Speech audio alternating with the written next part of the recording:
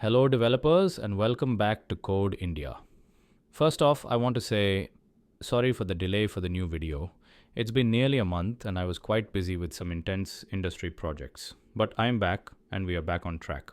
Today, we are diving into the building blocks of Frappe DocFields and Field Types. If the DocType is the blueprint, the fields are the bricks. Let's master them. So, what is a DocField?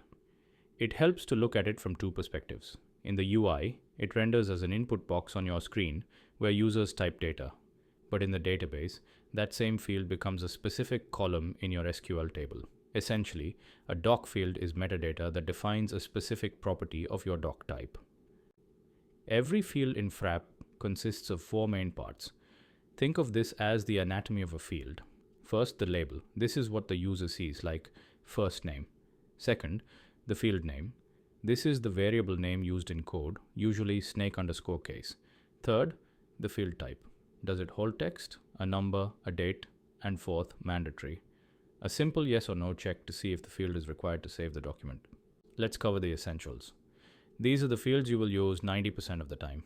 Data, simple text up to 140 characters, perfect for names, emails, and phone numbers. Text or small text, for longer content like descriptions or comments. Int, for whole numbers only, like quantity, no decimals allowed. Currency. This stores money values and handles formatting automatically. Check. A simple boolean box for yes/no options. Now, let's level up to advanced fields. Date, date time, and time. These handle temporal data with built-in pickers. Select. This creates a static drop-down menu. You define the options manually, one per line. Link. This is powerful. It creates a foreign key connection to another doc type. Attach allows users to upload files or documents. I want to give a special mention to the link field and its siblings. The link field connects two doc types, like linking a book to an author. The table field allows you to render a grid or child table inside your form, perfect for line items in an invoice. And the dynamic link, this can search and hold values for any doc type, not just one. Fields aren't just about data, they're about design. Frappe gives us break fields to organize the layout.